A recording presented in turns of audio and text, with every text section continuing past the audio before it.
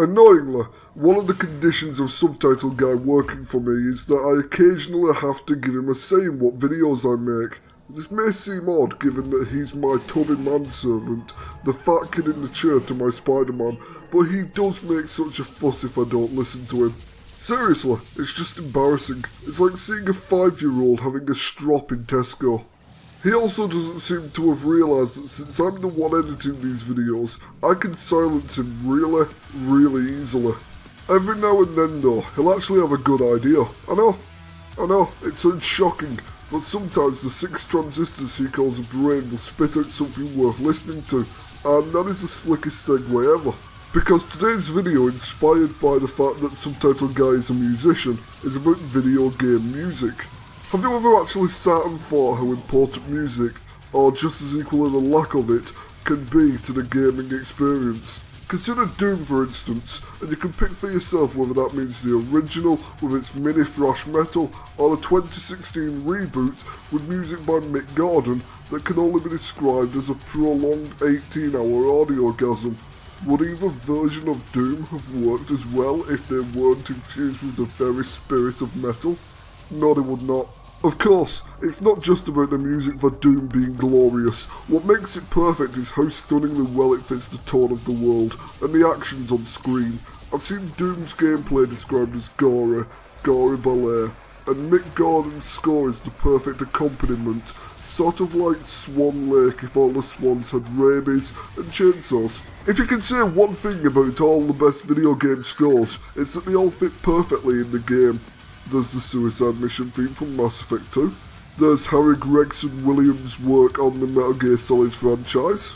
There's basically every single track in the Witcher 3 score, from the driving rhythms of Hunt or Be Hunted to the soaring, ethereal beauty of the Fields of Ard-Skellig. There's even Terraria, where the fusion of chiptunes with an orchestra and a bit of metal in places really sold the idea of a cutesy world that wants to kill you utterly dead. Getting the music right can also help turn a game from a bit shit to a bit of a diamond in the rough, as was the case with Dark Void, complete with music by Bert McCreary of Battlestar Galactica. Granted, that game is mostly good because of the jetpack, but the score is a thing of pure 30s golden age sci-fi glory, and that most definitely helped. The thing that all those examples have in common is that we're talking about non-diegetic music that's overlaid onto the game world from outside and doesn't have a source in universe. What about diegetic music? Music that does have a source in universe and is part of the game's mise-en-scène. Think of every game that has radio stations in it.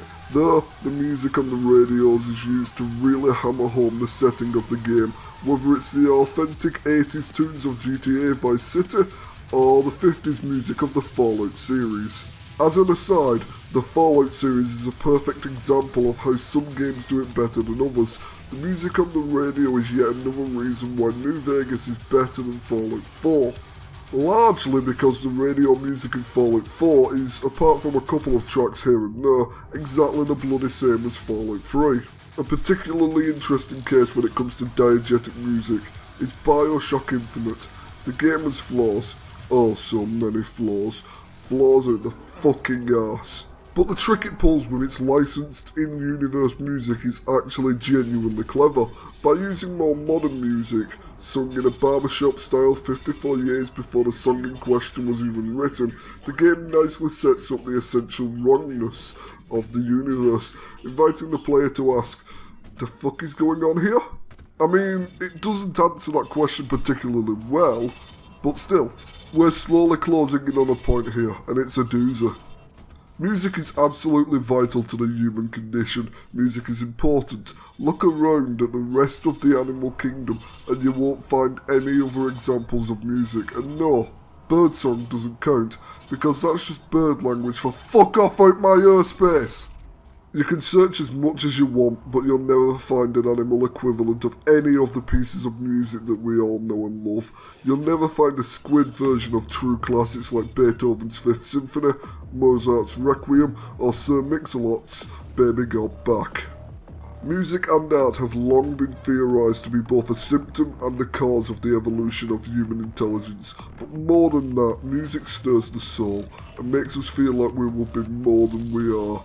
Music matters. Which is why some games don't have much of it, and by some games, I of course mean Dark Souls. The lack of music there is absolutely a deliberate choice. The world of Dark Souls is a harsh, uncaring one where brutal death awaits around each and every corner, and the oppressive, crushing horror of the world is only enhanced by the lack of music. The game wants you to feel alone and adrift, constantly beating you down with the eerie silence filled only with ghoulish screams and your own gurgles when a skeleton shoves half an armourer through your ribcage. Or at least that's what happens until you run into a boss. Then, the music starts kicking everything into high gear, with the game suddenly shifting from beating you down to musically yelling at you to go get in there and twat it. And so, we must concede that music is one of the most powerful and meaningful things in human existence. It may well be that music is one of the things which helped us evolve into who we are today, and it still speaks to something deep in our souls. How many times do lovers talk about having their own song? How many couples have had a first dance on their wedding day? Turns out that music matters just as much in games as it does in real life. But anyway, thank you very much for watching. I am AutomaTitan, and remember that while music may be the food of love, it's also the food of ripping and tearing, pissing about with a jetpack, blowing things up, and making people question reality before completely ballsing the plot up.